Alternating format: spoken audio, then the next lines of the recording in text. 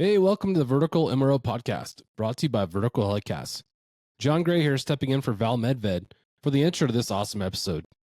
In today's episode, host Val sits down with Keir Brown from Salus Aviation, diving deep into the country's rich history and innovative services that are making waves in the market. Join us as Keir shares his personal journey in aviation and offers a unique perspective on the evolution of Salus Aviation and its commitment to self-sufficiency in the aviation sector.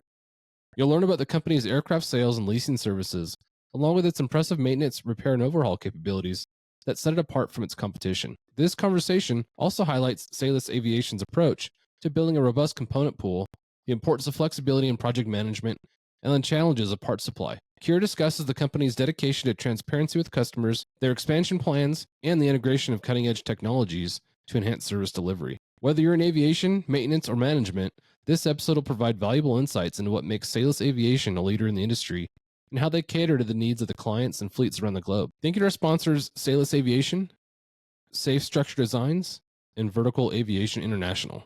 Welcome to the Vertical MRO podcast, brought to you by Vertical Helicasts. All right, everyone, you're ready for contact. You're cleared to the Bravo. The Vertical MRO podcast explores the fascinating world of helicopter maintenance, repair, and overhaul with your host, Val Medved. Now, line altimeter 3029, approved as requested. The podcast features helicopter technicians, mechanics, engineers, and MRO experts who share invaluable industry insight, knowledge, and stories that will inspire current and aspiring industry maintainers.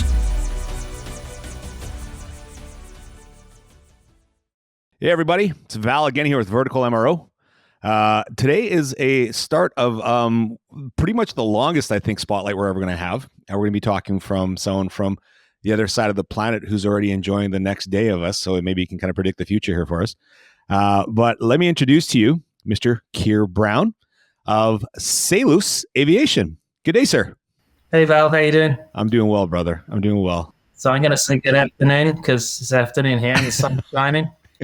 Yeah, just so that we all know here, Keir is in New Zealand. So it's like I say, this is the furthest podcast I probably am going to have. So I can't think of too many other places. Excellent.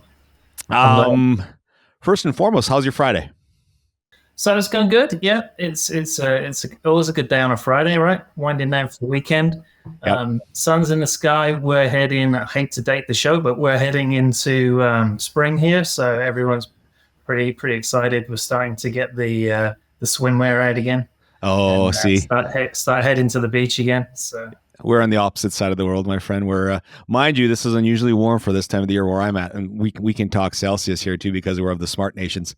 Right, like today was like unusually high. We were 18 degrees Celsius for October in central Canada. I'll take it. Wow, yeah. And there's no snow. That's amazing. Yeah. That's amazing. How are you guys cooking over there? So we're starting to get up to 20 now, which is good. So oh wow. Salus is based in Auckland in New Zealand, so we're fairly temperate here. Temperatures don't go too extreme, so okay. We'll be mid 20s during the summer, and that's just fine. Really? Yeah. You don't get that crazy heat. Okay. We don't get the crazy heat that they do in the South Island on some of the higher planes. So those guys have massive variations, but usually an Aucklander will start complaining when it dips below double figures in wintertime. So when we'll get a little chilly, and summertime, mid 20s, mid to high 20s is good.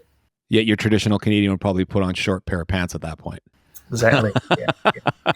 That's awesome. Well, again, welcome to the show, my friend. This is going to be the first and longest distance spotlight, anyway, of a company that we're going to be talking about today and kind of having Keir talk more about. And first and foremost, we'll get into the name of it. The company is called Salus Aviation. And we're going to be looking at the services that it offers, the diversity, global expansion strategies, and so on and so forth here. So with Keir, I want to ask you, let's get the name right. Okay, so what's in a name, right? You say tomato, I say tomato. Principal, yeah, I get you. With a name like Keir, you can imagine there's a fair few pronunciations over the years. Yeah, you're talking about a guy named Valentino. So yeah. So for me, I say Salus. I think the correct pronunciation is Salus. Salus, okay. That's derived from the Roman god of safety. Roman god of safety. Yeah, so there's nobody around really to ask exactly how it's pronounced. So we don't mind how you pronounce it, providing you phone us up and ask us to help you. We're good. Yeah, perfectly said, my friend. Perfect, spoken like a true gentleman. Atta man. And Keir, I'll say, so now that we got the name of Salus or Salus, depending on whatever way you want to talk to about it, Keir, talk to us about your experience in the industry here now. Oh, wow. So goes back quite a way. Okay. I've been listening to a couple of your podcasts there, and my journey is probably not too dissimilar to Reed's. Reed Sullivan you had a couple of weeks ago. My aviation experience started in the British Army. So originally I was born in England. Okay. So I served in the British Army as an aircraft technician. But again, like many of your other guests, I guess it goes back way before then to childhood. You got the sickness early. Loved aircraft. Used to get to go to air shows. My stepdad worked at British Aerospace in Filton, where there's a Rolls-Royce factory there as well. Every year we'd have, an air show of some description. So I got hooked on aviation at a very, very early age. Made the model kits when I was a kid in the Air Training Corps. So it was a while ago. So back then we used to do all kinds of interesting stuff. And, aircraft spotting of silhouettes because the Cold War was still on, right? So we needed to know what a Russian one looked like what an English one looked like. So the Air Training Corps was great because we used to go to the local Air Force stations and get rides in Sea Kings and PC-10s and stuff. So yeah, hooked on aviation from an early age. And I guess I left school and discovered all the things that young men do. Got a little sidetracked along the way.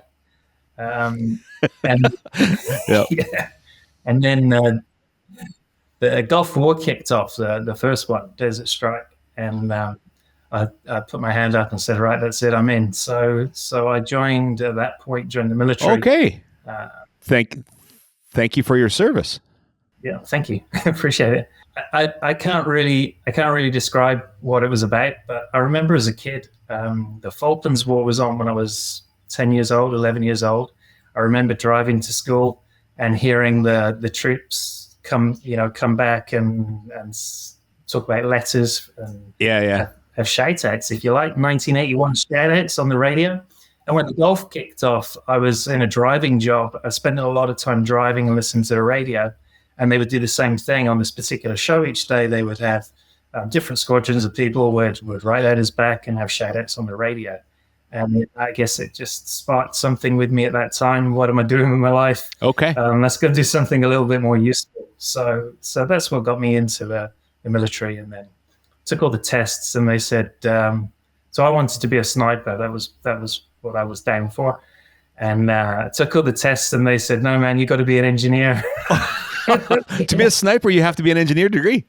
No. They said you can't be a sniper. You can't be in the infantry. I got you. In Okay. the engineering, right? So take a test, and they grade you, and depending where you are on the scale, they'll put you in a different part of the military. So I ended up in the Royal Electrical Mechanical Engineers. That's a hell of a story.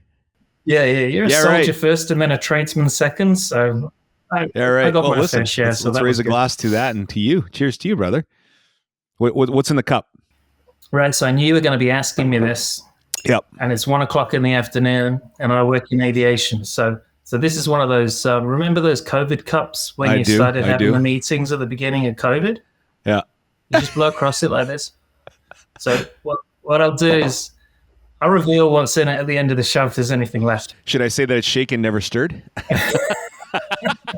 Thank you again, dude. Thanks for coming on board with this. Thanks for doing a spotlight on Salus. We're kind of just going to cover a little bit of what the company is into, where it started, where it's going, and some of the innovations along the way you guys provide, and more importantly, the locations and your people. I got my kind of quick notes on this thing, but this is a fairly established company. I'll let you run with this after this, if you kind of let us walk us through where we started. Yes, so I was looking at this earlier because so this was formed from, it's actually about 3 companies now, and originally the first one of those kicked off in 1936. So that was airwork, and the intention of the company back then was to basically help top dressing agriculture. So we were using aircraft in agriculture, spraying. Yeah. And then obviously that still happens today, but that was kind of the first activities in the 30s and 40s. And then in the 50s, they got distribution rights for Piper aircraft. So, heavy fixed wing bias and Lycoming aircraft engines. Then one of the other companies was in the 70s, 72. I prefer to my cheat sheet here. In 72, one of the other companies got the Hughes helicopter distribution rights. So we had helicopter and fixed wing. 80s was dynamic components. First started doing dynamic components, and Rolls-Royce. And then I think one of the pivotal things that happened in the late 80s was what was airwork then. There were a lot of bank robberies happening in Auckland specifically. And the owner of the company at the time went to the banks and said, "Look, why don't we try a police helicopter? We'll like an aerial pursuit. We'll supply one if you guys will pay for it," kind of thing. So he went around all the banks to pitch that idea, and it actually kicked off. So 1988 that was, and we still work with the police today. Some of the helicopters over the years, we had AS355s that we operated, and we just full service for them. And those Twin Stars, right? Twins. You call them Twin Stars. That's right. Yeah. Yep. And those were some of the highest hour Twin Stars in the world. Yeah. And one of them now sits in the Aviation Museum in Auckland. so yeah, quite a big story here. So yeah, we did a lot of that. That was that's some of the first leasing we did. Yep. And obviously supporting a couple of aircraft 24/7. A lot of services have to be wrapped around that. We'll get into that. We'll get into a lot of that here as we go along here. Sure. Generally speaking, just to I'm sorry to interrupt you here, but even from the 30s and going on to forward, there's been some trailblazing done by Salus and Airwork and the companies, like you said, that are all merged into one now. And I got to imagine that was well received on probably one of the biggest islands that civilization is carrying. So outside of Australia, I guess, really, Yeah. With New Zealand, you guys are pretty secluded to your own little neck of the woods. So I'm pretty sure it must have been very well appreciated and anticipated. I've read a few of the pioneers, if you like, aviation pioneers around the countries. Have written some books, and they were pioneering. They were getting out there and trying new things. Yeah. That's sort of a New Zealand spirit, if you like. We're over here. It's not so bad these days, but 50 years ago it was a very different country. I believe it. So you have to be self-sufficient. So I think a lot of what we do now, and then we do it globally, is about the self-sufficiency and being able to sell a lease of an aircraft. It's that through life support, right? It's the engineering you can supply behind it. It's we don't have a one size fits all model. We'll do something bespoke for you, and the parts will be there and everything else. So that probably comes from way back when the guys were working out how to apply fertilizer to a field with an aircraft. Yeah. A shitty job to hoe around. Yeah, I got you. It's I think you're, in talking to from the most people that I know from New Zealand, you couldn't have been more accurate when it comes to the hard work ethic, the self-sufficiency, and the pride that also comes from a country, and never mind the company. So everybody that I've ever talked to is from New Zealand. It's almost like the Canadian and American type of relationship, right? We as Canadians, there's not a lot of us, but we're pretty proud, and we're few, right? So it's you punch above your weight, right? You punch above your weight. Oh yeah, thank you. Yeah, great analogy. We punch way above our weight. I hate to mention the All Blacks, but they're pretty successible rugby teams. They're a pretty darn good team, aren't they? I got to tell you, dude. And speaking of, we're going to carry that now here because I every time, and correct me on this if I'm not pronouncing it properly here, because every time I hear is it haka or haka? Yeah, correct. Okay. Every time I hear that, I stop dead in my tracks. I think of that, whether it's a celebration of somebody's wedding, they've done it at funerals, they've done it at high school graduations. It stops me dead in my tracks because I'm so intimidated. I'm so I'm enthralled by it. Like I'm like, what is this now? Yeah. And imagine having 12 plus the spares, 12 plus the rotation, guys 15. that are in excess of about 120 kilos, 120 kilograms, and they're screaming at you that way. You're like, I'm out. I'm done. Yeah. The intention, right? It's a challenge. Oh, a war cry. Cry. I'm going to mess you up, and here's how I'm going to do it. So, and it starts with the mental shots. So again, I'm lucky to see them live occasionally. I get to go to Eden Park. The Holy Grail is up the road from me, a couple of stops on the train, so I get to go see those guys live. I watched them embarrass England a couple of months ago. And when the Hackers on, it brings a little tear to your eye. Were you torn? No, I emigrated here in 2008, and within about a year of being here, England came on tour, and I did the full face makeup, the flags, the leg, the chanting. Me and a lot of common friends, we did that. Yeah, and we got our ass handed to us basically. So at that point in time, I said, well, it's my intention to stay here. I live here now. I'm going to switch my allegiance. So I switched. Oh, there you go. Okay. I did the old Italian job and switched sides. And from then on, I've been an All Black supporter and a proud Kiwi with a Kiwi passport. I was just going to ask you that. Could I call you the Kiwi then? Yeah, pretty handy, because after that date we went on to win a load of World Cups, and I was on the correct sides. You're on the winning side. Attaboy. So attaboy. Good. Oh, back at the business at hand, because this, like I said, I still need to make it one over. Like I know last time we saw each other was in Australia at the Australian Helicasts. Yeah, and that was such a world tour, and I really regret not spending a little more time, but I had a lot of things to get done, and I do owe you a trip to that island one time or another. So I promise I will get out there one to you, and man, if we can catch an All Blacks game there, I'll be in the stands, kind of like this at the Helicasts. So well, let's try and get the timing right for you. Yeah, I approve. Let's look at, and like going back at the Salus here. So with the services that you mentioned, we're going to kind of go down the list as you kind of mentioned here with aircraft sales and leasing, looking at some of your core services and competencies that you're offering to your customer base here. So just talk to us a little bit about your aircraft sales and leasing.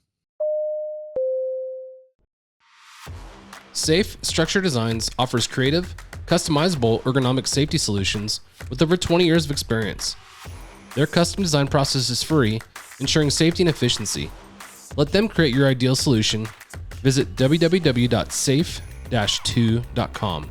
That's www.safe-2.com for more information. Yeah, so I guess aircraft sales and leasing. So the sales are sale, but I guess where we really again punch above our weight is the leasing side of the business. So we've got aircraft all over the world.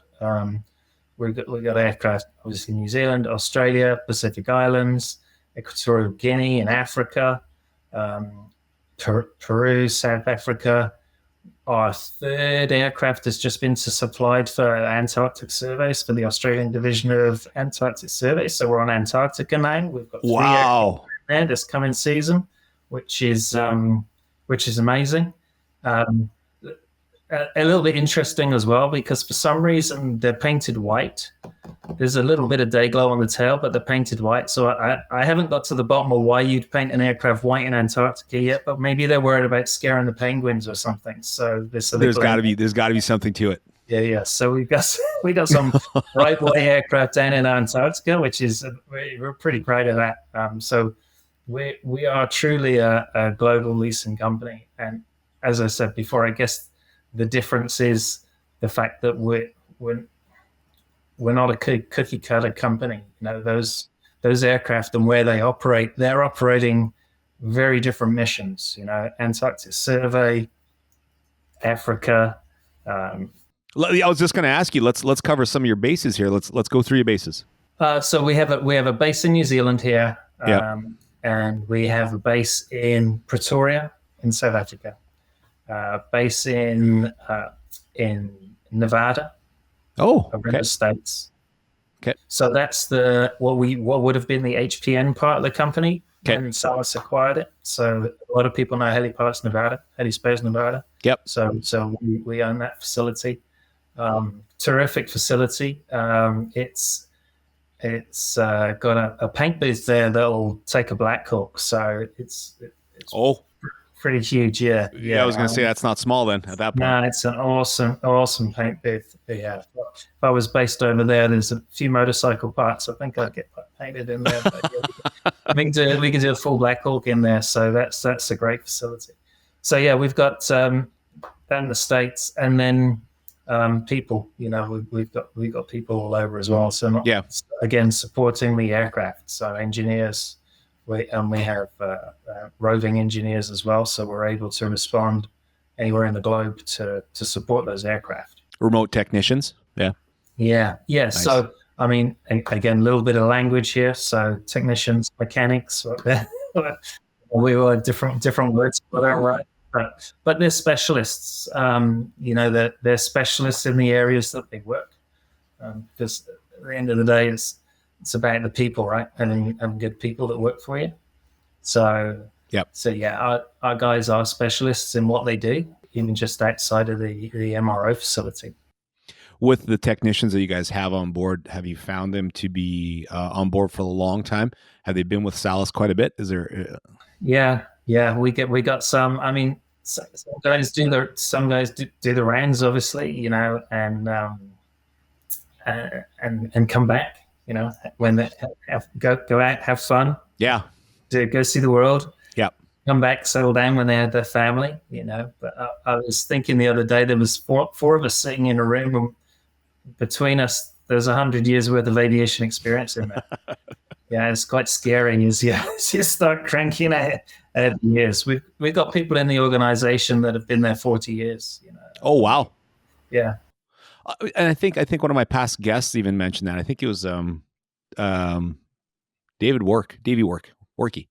He was talking about how he has technicians, and it seems to be the common thing amongst younger technicians that work for a little bit over here, and then their time off they would be contracted in different parts of the world, but they always came back home. So yeah. I mean, again, like Canada, you hear a lot of your guys, a lot of the Canadians you've had on the show have been over to New Zealand and Australia and Papua New Guinea, and they've done the rounds, Yep. And we have the same here. So we have apprentices in the business because again, you got to grow your own, right? So we always have an apprentice program running. We've got about a dozen in the business at the moment. We bring a couple of new ones on every year. Yep. And unfortunately, you get them trained and they're in their early 20s. If you can hang on to them for a bit, you're doing well. But generally, they want to fly the nest and go and see the world and come back. But we're lucky now. We're a global company. They can go see the world and stay within a Salus group. It's pretty awesome. Nice advantage. Well done. Yeah, and we're talking about. I don't think we've quite launched it yet, but we're talking about doing secondments between our American and our New Zealand businesses. Oh, well done. Yeah. Okay. I think it'd be really cool. I think it's really good to go experience other places, but to be able to hang on to your folks at the same time would be even better. But I think you got to keep training them and just trust that they'll come back one day, right? Yep. And like you said, if you give them the option that they can stay with the company in different corners of the world, they have there's got to be a sense of loyalty that you've displayed to them, and I'm sure they'll put that in return to us too. So this is a passionate industry, and I find out that if you kind of take care of your employees, they come right back to you tenfold. Hey, and a shameless plug while we're here, anybody please come over to New Zealand and have help out, that'd be just fine. We're always recruiting. Yeah. It's a worldwide shortage, but there's some nice places to come and have a look at. So I'll vouch for it when I finally make it over. yeah.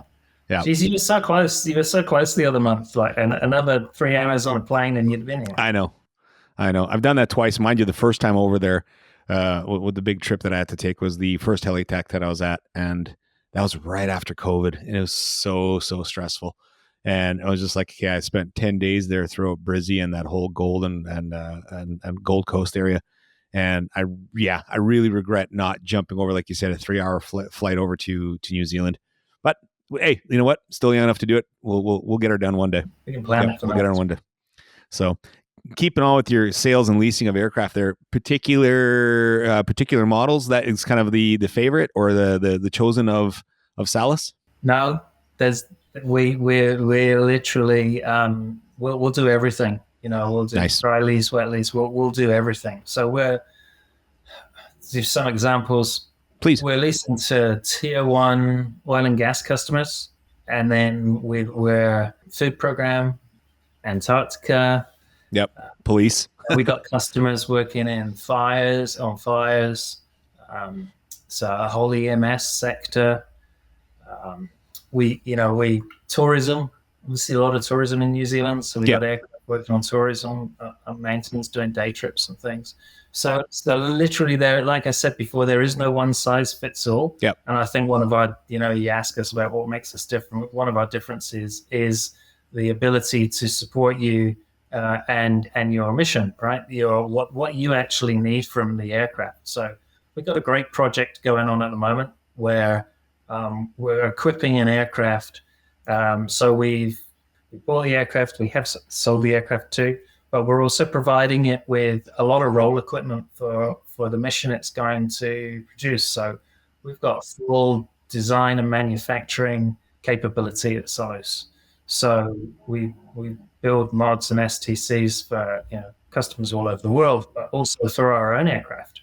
So whether it's long range fuel tanks or hoists or hooks, when they go out, we talk to you about what do you actually need in the aircraft, what do you need it to do, how do you need it configured, and then rather than making that the customer's problem, we have the solution. We can do it in-house. So. Feel free to shout out whoever you think is going to be leading in those departments too. So by all means, you can reference a name. I'm always about the reference. If you outside of Keir, who else can they talk to you about that? Oh man, you can talk to any of us. So if you want to talk about aircraft sales and leasing, you need to talk to Wayne Christie. Wayne runs the aircraft sales and leasing side of the business. I run the MRO sales. Awesome. We got Scotty Solomon. People know that name from design and manufacturing. Okay. I from design, sorry. Pete Hatley from manufacturing. I hate to mention him, obviously. I don't know why. I hate to give him the airtime. I don't like to give him the odds. Right. So Ian Fraser's our chief engineer. Jeff O'Sullivan's head of all the engineering departments, all the maintenance guys. So yeah, we've got a host of people that I'm sure there's all kinds of people out there shouting on the radio going, yeah, I know him, he owes me a beer. Yeah, whiskey. Go for whiskey, buddy. Yeah. It's the better buzz. Okay, good. And everybody else that I've missed as well, because this problem is giving people a shout out. You're going to miss somebody else. Yeah, they shouldn't take it too personally. That's right. We'll catch them on the next round. That's awesome. So wow, so everything, like, you have a lot of the corners covered, and including Antarctica with white helicopters, which is a rare approach because you try to see different colors.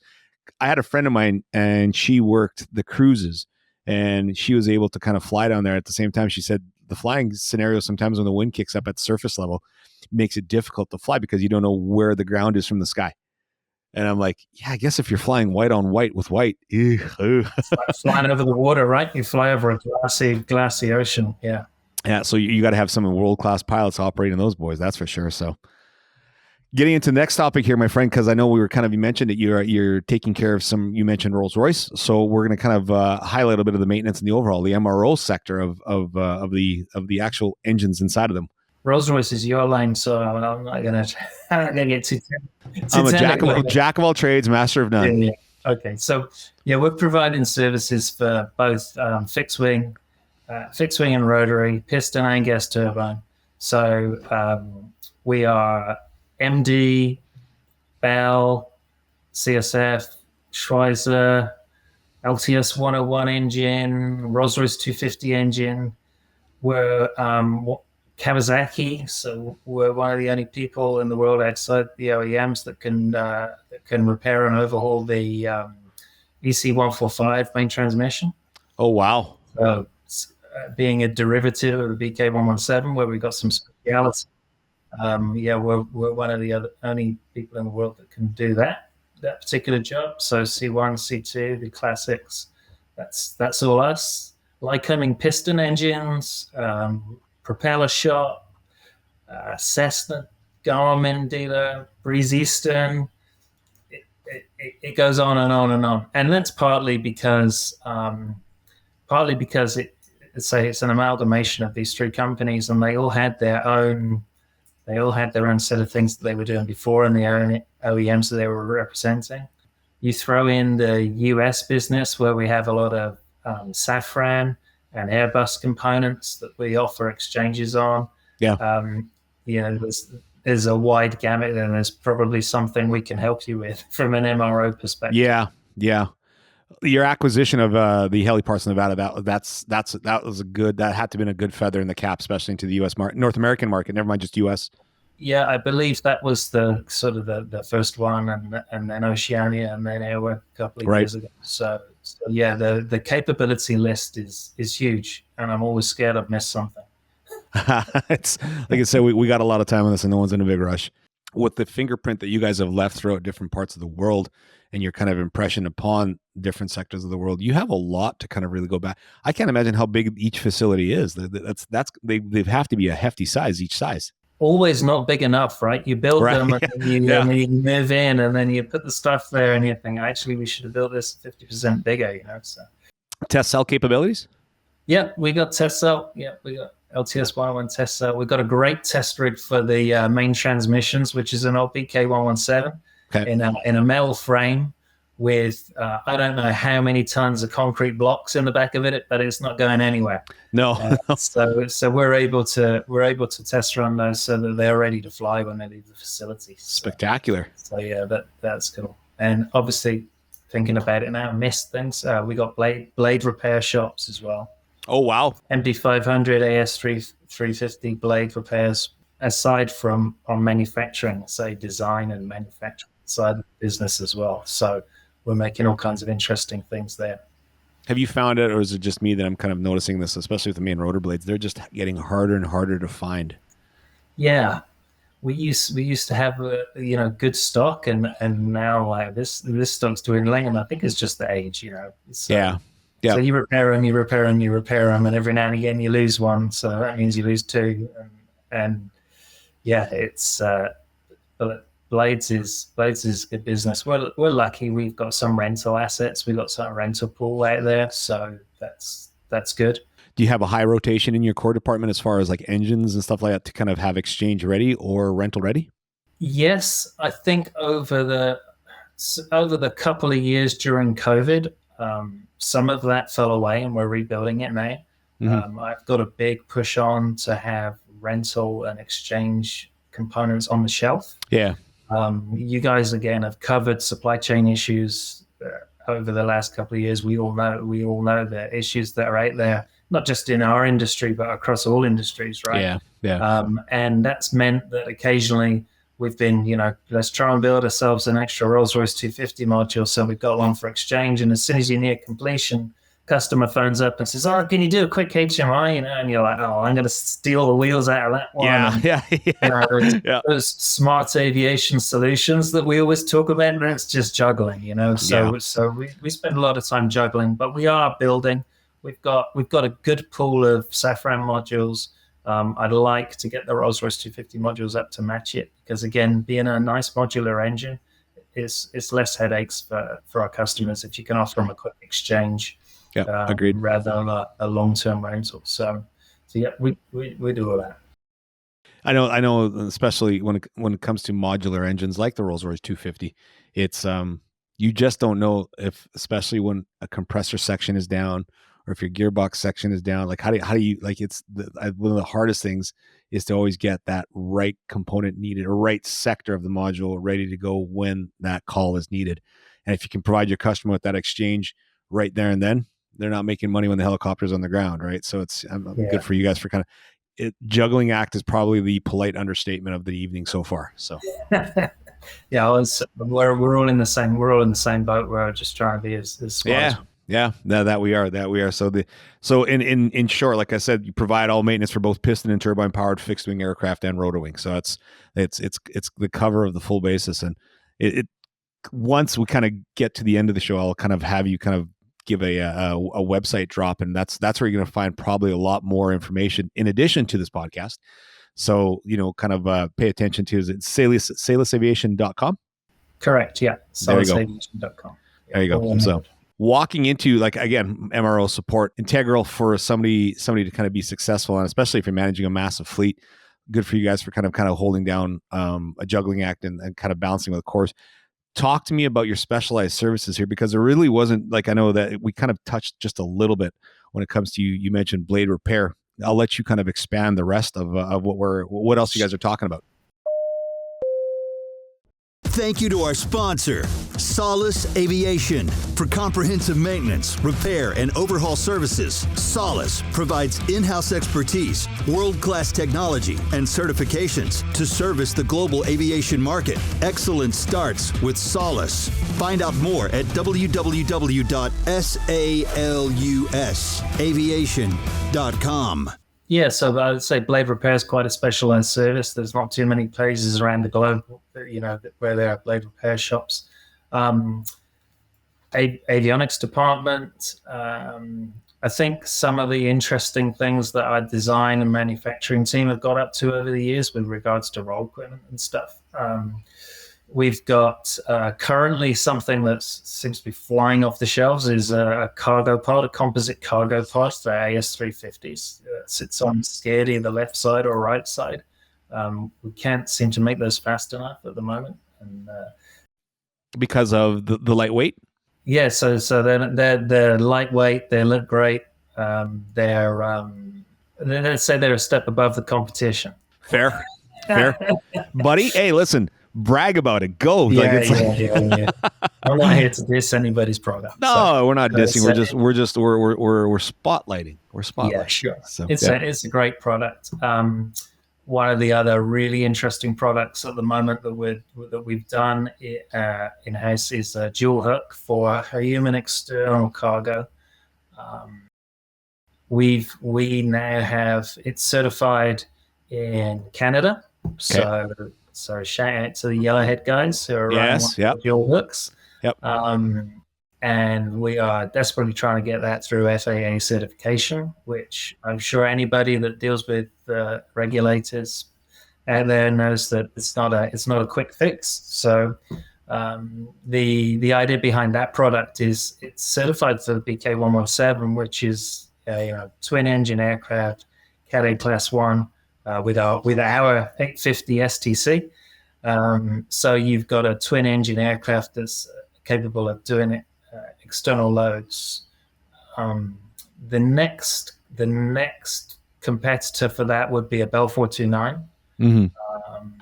Totally different price bracket, totally different step up. That would be, if you needed a twin that could with a dual hook, that would be the next thing you're looking at. So for $2 million, you've got a very, very capable aircraft. And if you're into a 429, the extra $2 million it's insignificant. Yeah, exactly. Yeah. Yeah. So that's a great STC that's been developed in house. So I plugged it earlier, the 850 upgrade for the BK. So true one engine performance on that aircraft. It's allowed us to operate that aircraft tier 1 oil and gas customers, where the rules and regulations around aircraft are tighter and tighter. It's all about risk, and working for those guys. So we've got some great long-term contracts for those guys. So There's been a lot of talk over the years about seeing a lot of people use MD500 to do this power line work, and there's been talk in Australia and talk in Canada about there should be a twin engine operation. I think it's coming. It's coming at some point.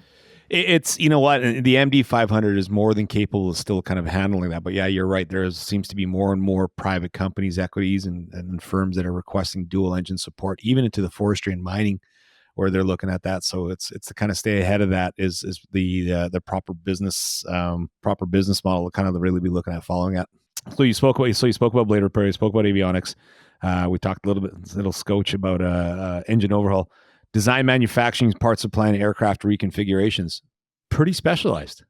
Yes, and I think you get a little bit blasé when you're surrounded by it every day. But yeah, we've got a project team. There's a project hangar that's running all the time. There's always a project in there. There's always an aircraft in there that's being developed, being prepared for the next customer, and the variety of roll equipment, full medical fit out to a utility machine that's got a hook and a window in it, and everything in between. So those guys are always busy building something for somebody all of the time, and everyone's different, and you never know what you're going to get in there. And of course, occasionally the priorities change, and maybe in our industry, no. Yeah, you think you hear that occasionally. So yeah, one day they configure an aircraft in one, and then one of us bright spots comes down and says, "Could you put some long range fuel tanks on that?" There you go. Yep.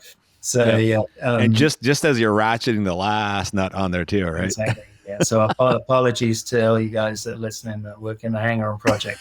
But unfortunately, sometimes that's the commercial reality of the situation, right? So you are the unsung heroes of this podcast. I promise you.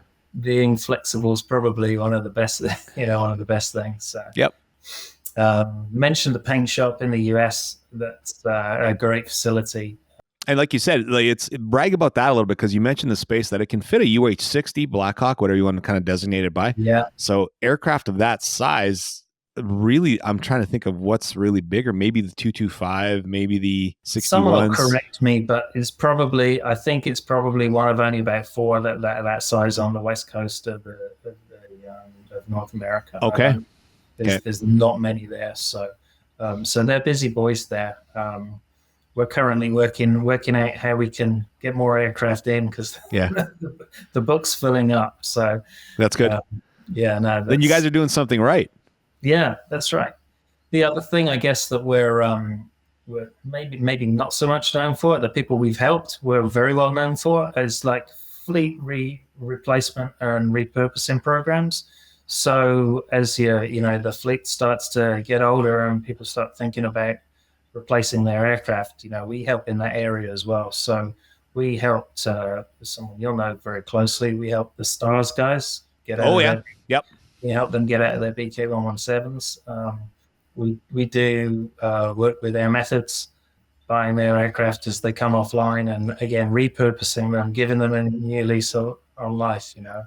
Two very, very solid companies. No, I know the Stars Group very well. Air Methods done the same in Europe with the aeromedical guys and breakdown ADAC and DRF. Big companies where we've helped them repurpose their fleet. So that's is interesting work to be part of, and obviously that feeds the machine.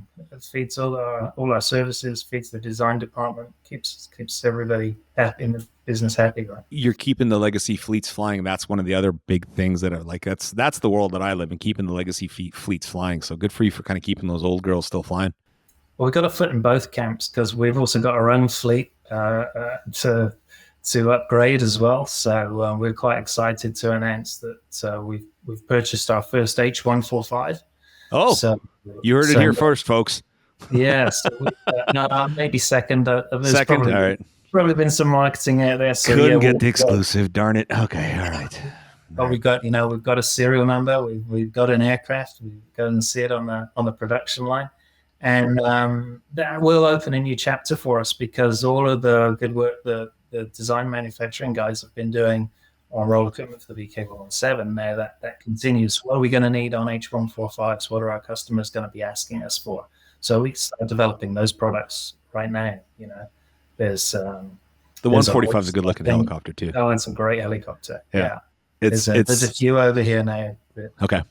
The WA Police, Western Australian Police. I was over there a little while ago, and they got some H145s now. And I think like if you're ever lucky enough to buy your own brand new car and you get to tick the box on the options, I think those guys ticked every box. Yes to all. Government. So we'll tick all the boxes. So yeah, amazing looking aircraft. So we're really proud that we got one of those in the works on its way, and we've got some. Obviously we'll have more behind it, and we'll be pushing very hard in that area to make that aircraft even more useful. Some massaging in the seat. You guys add that feature yet? Yeah, I'll get some of that. Yeah. People got to relax. So hopefully it's not too much when they're flying, right? So I don't think I've ever seen a seat massager in a helicopter, but I guarantee there'll be one out there somewhere. Well, I think we should just patent it right now, buddy. I'm telling you. There's been a couple of ideas where I've expressed and I'm like, you know what? I probably shouldn't have said that online. But that's what happens when you're kind of this far in, right? So we're good. So we covered all of that. We covered the blade repair. We covered the engine overhauls, design, manufacturing, parts supply. That's an interesting one. Elaborate. Isn't it just? Now we're treading into my world on that one. I'm just glad I'm not responsible for that part of the business. this gray chin here just came from that. So, but go ahead. Yeah. Yeah. So I mean, parts supply. If you listen, listen to your podcast at all, then you heard that subject come up more and more and more. We supply new parts for a lot of people I've already mentioned, Bell, MD, Cessna, Lycoming. And obviously we have felt some of those long lead times. I think with the whole part supply thing, certainly from an MRO perspective, to combat that, we've just been trying to communicate more and more with the customers. I think that's one of the most important things is, let your customers know that you have to be transparent, right? It's one of the pillars of our company is transparency. Yeah. And I don't think anybody needs to be BS that there's something here that's not here. I think that's just not fair. And I'm paying some credit to the customer base here. I think they're too smart for that. People can try it to BS their ways into something, but our customer bases are too smart. The internet has made the world too small. And generally can find out things if they really dug into something and they want to kind of get down a rabbit hole, they can find out if you're full of it or if you're actually telling the truth right away. So good for you guys for being transparent. Well done. So we try and help people through. So we've got some of our really smart customers have started buying some of the longer lead time parts ahead of time. Yeah. Smart. That's a smart way to operate. I remember not too long ago, probably 10 years ago, you could never get the information out of operators like, come on, when's your next HSI due? Let me know. And that was always kept very close to the chest. These days, people are actually, that tide has turned. So the smart guys phone up and they say, hey, look, I've got an LTS. It's going to probably run dry at the end of next year. People are telling us that a year in advance now because they know some of the issues out there. And the problem is the issues always change, right? Because we put pressure on one area and we solve that problem, and then over here the other plate's starting to wobble. So it's difficult to say, oh, there's none of these. There'll be loads in 9 months' time because it'll change, right? It keeps changing. So staying on top of that, staying ahead of that is what you have to do. Forward planning, if you can plan, that's exceptional. I think we're still in that post-COVID bubble, and there's still issues with supply. And it's not just aviation; it's all over the world in all sectors. And it goes right down to the raw materials. It goes all the way. So at the moment, I think there's some bearings that are impacting the Rolls-Royce shop. Yep. So, there's people out there that we can get those bearings inspected and overhauled. And so you just look at all of the options. It's about giving your customer options at the end of the day. We just try and give them as many options as possible. And the more notice you can give us, the more likely we're going to be able to help you. I think that's probably, and I've always tried to anybody that I've ever worked with, and in my world where I'm dealing with parts, on a daily basis, if we have the advanced knowledge of something not being able to kind of be put on our shelf by X date, and that we know that our customer needs it by another date, if we have that ability to know right away, and it's like 2, 3, 4 weeks ahead, call the customer, let them know. Are they going to be angry with you? Sure. But at the same time, they'll probably appreciate you for the fact that it didn't happen on the day of expecting the part when you're telling them that, oh no, we need another 3, 4 weeks. So, and maybe they can make an alternate plan, Correct. And if you give them that options, so like it sounds like your team has kind of been well practicing that there too. So I commend you for it, because there's still some people who try to kind of smoke and mirror a lot of things, and again, they get exposed real fast. Our customers are smart. Most of them have been doing it a long time, right? Yeah, that they have. But it's interesting how the behavior has changed, where scheduled maintenance used to be top secret information, and they're happy to share because they know we can help them if they do. So, do you find the general culture at Salus just kind of that of full transparency and information providing? It's one of our pillars. Our CEO does a great job of keeping everybody up to date. We Excellent. have a monthly staff briefing, and it's great. He's got a box. He has a question box that you can put questions in. Okay. And he'll open that box live every month and open up and read the questions in front of everybody. And if he can answer it, he will. That is such a throwback to how things were done, and not really kind of like, is this accepted? Is it like, is it staged? Is it set? But for him to open up the box right there and read the first one, if he can answer right there, kudos. So it's all about the communication, right? Trying to get the message throughout the organization. We talked a little bit about the expansion of Salus throughout the globe, with your latest one being the one in Nevada. Any ones you can kind of, if I don't want to let too many rabbits out of the hat, but are there any particular areas that you're generally looking at focusing in on? The Vertical MRO podcast is powered by Vertical Magazine, the rotorcraft industry's #1 trusted multimedia resource. Visit Vertical Mag Media on YouTube to gain access to exclusive videos featuring operators in the field and more unique content from the pages of Vertical. Subscribe today to stay informed and inspired. Expansion-wise, we probably like to expand capability with some of our current and new OEMs.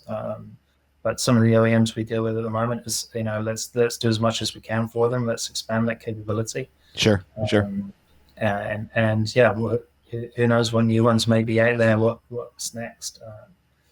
Some of the H145 ownership will drive that. Maybe there's different avionics companies we need to be talking to, or MRO equipment. So it's been a pretty quick process. I think it was 2017 Salus Oceania, 2019 HPN, 2022 was Airwork. So that's a solid base now. Aggressive too. Well done. Like it's you know what? I shouldn't say aggressive, because that might be taken out of context. Assertive. Yeah. I think they're all good fits. They all complement each other, and it's ended up with with a massive capability that makes sense and allows us to do those cool things. Like I said, if we can kick off this program to be able to move people between the US and New Zealand, that would be awesome for the engineers. What an experience to be able to go and do a secondment. There's a calling for it, my friend. Like I said, one day. I keep reiterating to it. There is one day. Looking at the innovation and growth. So we spoke about like expanding on different things, but innovation and growth. Like you said, the capability sector of the world. Technologies being offered. Are you finding it harder and harder to kind of? Is it because of your location? I'm gonna backtrack a little bit. Because of locations that you've acquired, the technology is shared amongst all companies pretty fluently?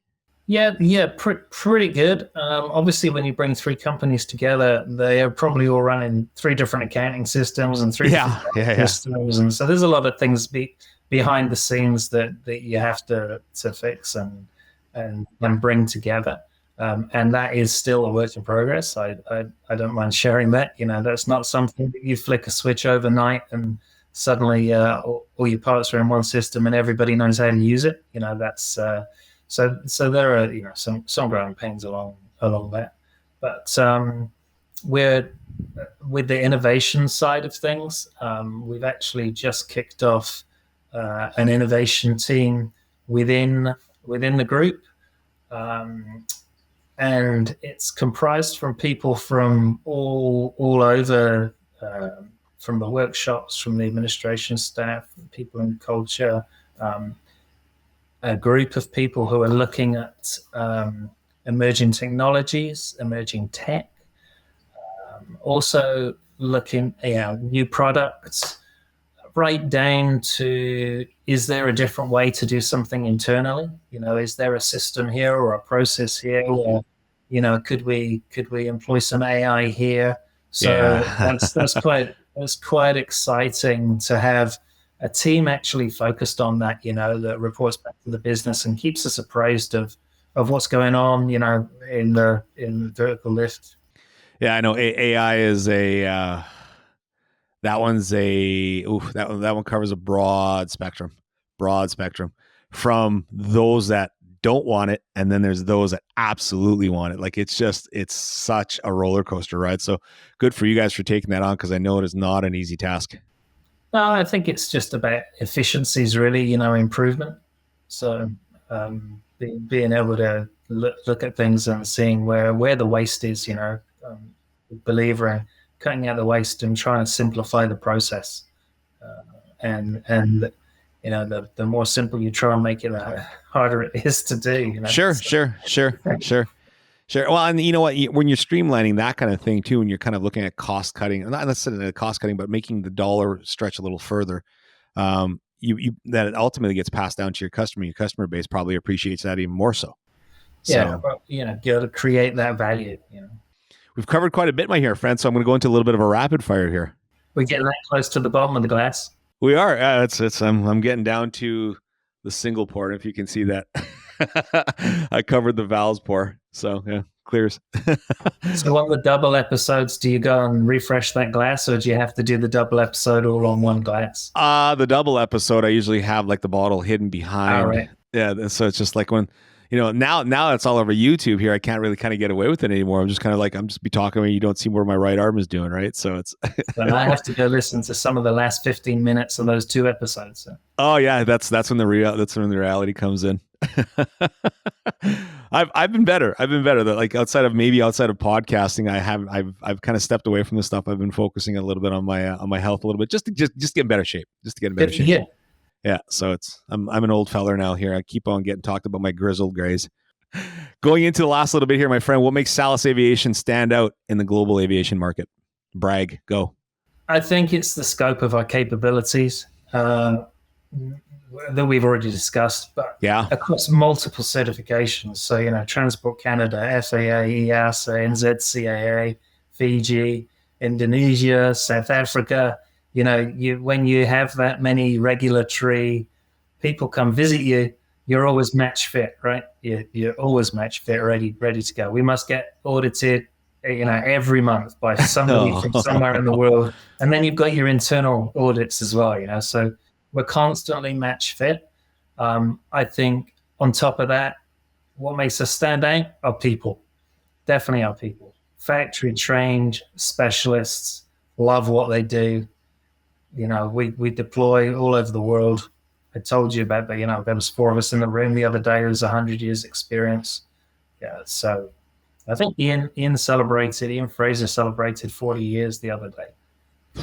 So it's the hard thing is trying to extract all that knowledge and feed it into the young guys. That's tribal knowledge, my friend. We've got to work out how to do that as well as we can. He's in a great in a role now where he can mentor these young guys, and who wouldn't want to learn off that, you know? Yep. Agreed. How many years are you in now? So I cheated. I was at Airwork for about 6 years, and then I left, and then I came back just after the company had reformed as Salus. So I came back the year after Airwork was bought by Salus. So I've only been there now, I'm going to say 18 months, probably coming up on 18 months.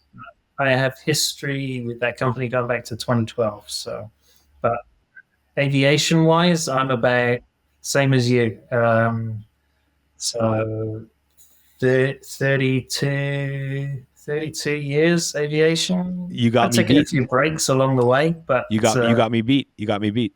Yeah, 30. I think I joined the Army when I was 19, so I did my basic training. So I probably started my training when I was 20, so that was 32 years ago. You don't look a day over than 20 right now, buddy. Just putting that on you.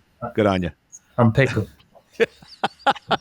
Because you got me beat. If you're 32, I'm 26, so there you have it. So we're pushing 58 years of experience just between us two old farts.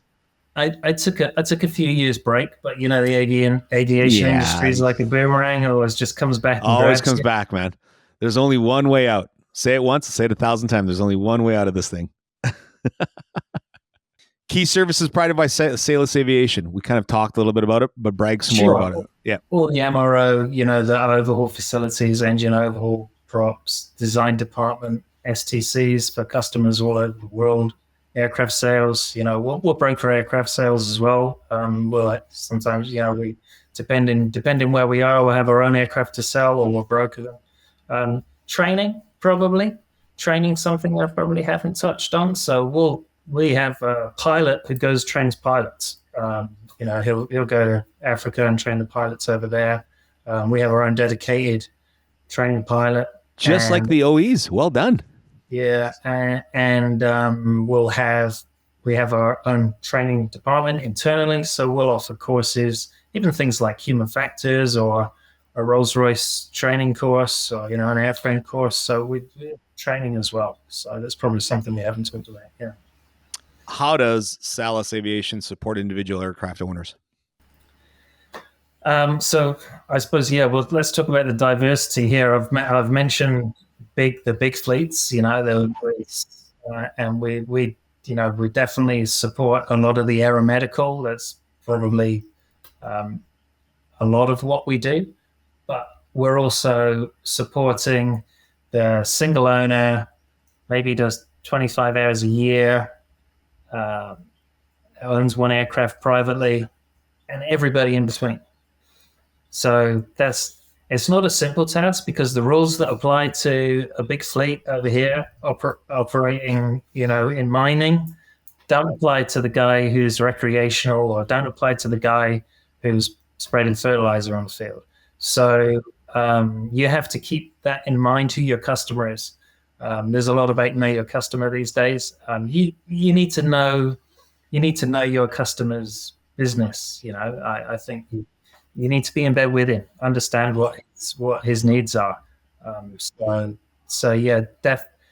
Definitely put your customer eyes in, view it with your customer eyes, and you got to get things done. That good old Kiwi spirit, right? I think my wife always says this: know the room.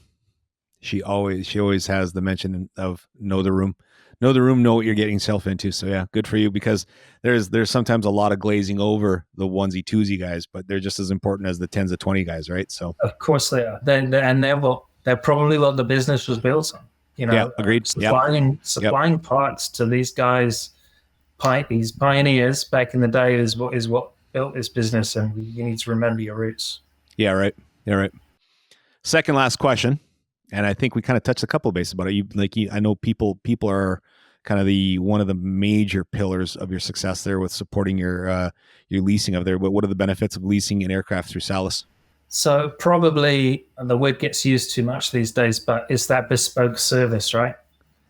It's the through life support. Fair. We're not just gonna lease you an aircraft, take your money each month, and away you go. It's being able to supply the people, supply the parts, 24/7 engineering specialists, What color do you want? What roll equipment do you want on it? Where's it going to operate? What's it going to do? Okay, that's what you're getting when you lease from Salus. You want a white aircraft in Antarctica? You got We it. can do that with the little orange things on the edges. Well played. Well played. You know what my last question is here, and I'm not quite sure how this is going to come from that side of the world here. So it seems to be a growing trend. I'm catching up in the polls here. So does pineapple belong on a pizza? Okay, I'm going to say the only place pineapple belongs is in a pina colada in Puerto Rico on the beach. So I'm with you, Val. Attaboy, no Keir. My good man, Keir. Listen, thank you for your time. Thank you for walking through what Salus does, Salus does. Thanks for kind of showing us and shedding us a little bit of light on what happens on that neck of the woods, especially throughout New Zealand. Again, this is probably my longest distance podcast, and I'm happy to have kind of done it with you there, buddy. So I'm glad you took the steps along the way with me here. Cool. Yeah, it's been great to talk to you, Val. Yeah, and then we're going to just basically do one last salute. Cheers to you, my friend. Cheers. And to everybody that's listening and watching this over VMRO, thanks for kind of being a part of the fun. And we do always appreciate any feedback. And this is us signing out. So have yourself a great day, great afternoon. Have a good weekend there, Keir. And we'll see you real soon, guys. Thanks, Val. Cheers. Stand by for a message after a word from our sponsors. Thank you to our sponsor, Salus Aviation. For comprehensive maintenance, repair, and overhaul services, Salus provides in-house expertise, world-class technology, and certifications to service the global aviation market. Excellence starts with Salus. Find out more at www.salusaviation.com. Safe Structure Designs offers creative, customizable ergonomic safety solutions with over 20 years of experience. Their custom design process is free, ensuring safety and efficiency. Let them create your ideal solution. Visit www.safe-2.com. That's www.safe-2.com for more information. The Vertical MRO podcast is powered by Vertical Magazine, the rotorcraft industry's #1 trusted multimedia resource. Visit Vertical Mag Media on YouTube to gain access to exclusive videos featuring operators in the field and more unique content from the pages of Vertical. Subscribe today to stay informed and inspired. As we wrap up this insightful episode, we want to extend our heartfelt thanks to Keir Brown for sharing his journey and the innovative work being done at Salus Aviation. We hope you gain valuable insights into the evolution of aviation services and the importance of customer service in the industry. Be sure to check out Salus Aviation's company profile featured in the October-November issue of Vertical, which will be available at verticalmag.com. Thank you for tuning in to the Vertical MRO podcast. We appreciate our listeners and encourage you to reach out if you have any episode ideas or topics you'd like us to cover. Your feedback is vital in shaping our content. This has been the Vertical MRO podcast. Join us next time for another edition of the Vertical MRO podcast, brought to you by Vertical Helicasts.